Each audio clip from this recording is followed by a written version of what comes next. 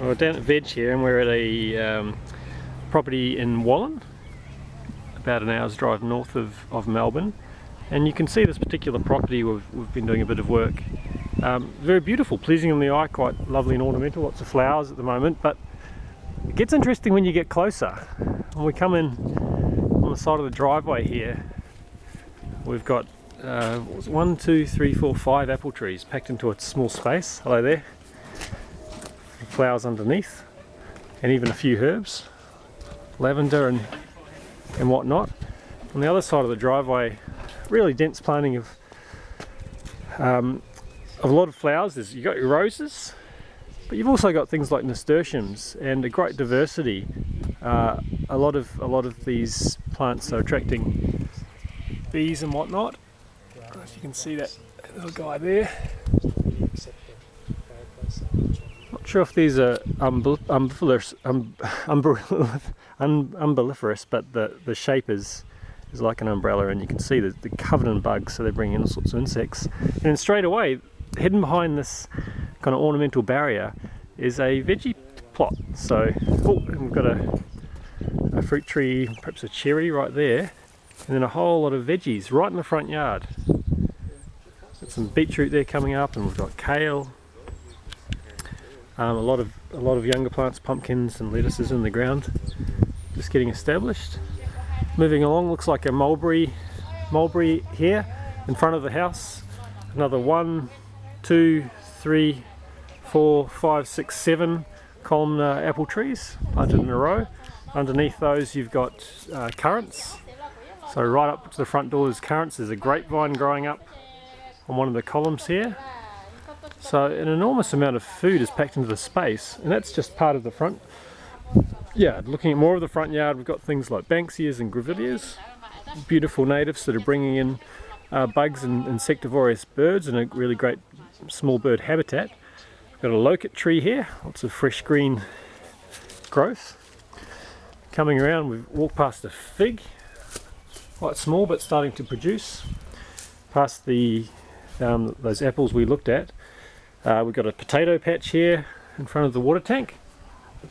Other side, just in this little patch here, lovely flowers and more potatoes. So that right here is, I don't know, some kilos of potatoes in the ground, right next to the gas or the water meter. So coming through straight into it looks like an almond tree. Is that an almond? Yep.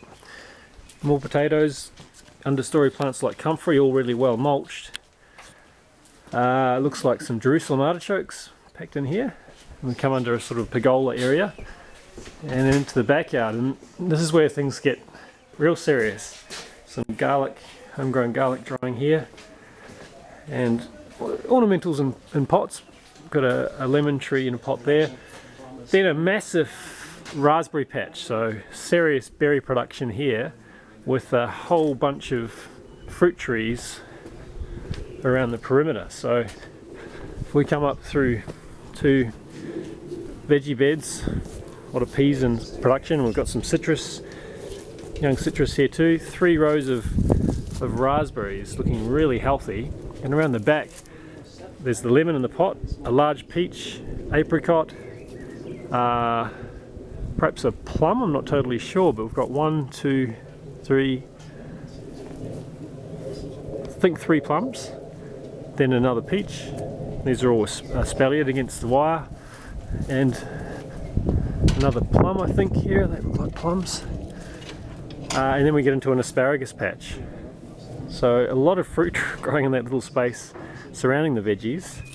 And then in this space here we've just added a veg straw yard and chook house.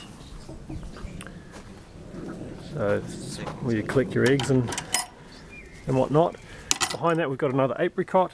There's the compost, and then looking down to a whole bunch more berries. Are these raspberries also? Yeah, more raspberries. You guys like raspberries? Just grew. Right, and then currants. There's blueberries as well. Underneath the peach tree. All right. And then we've got some tomatoes planted here. All right. Wherever you look, there's a blueberry in a pot. So it's just amazing. A really beautiful space. Another looks like a mulberry in a pot. Flowers and maples in a pot. So a lovely combination of ornamentals, but I'd say what 75% of the plants here are edible. And Judy and Henry are producing a great deal of food, so thumbs up. Fantastic edible garden, very inspiring. Makes me want to get home and get some stuff done in my backyard.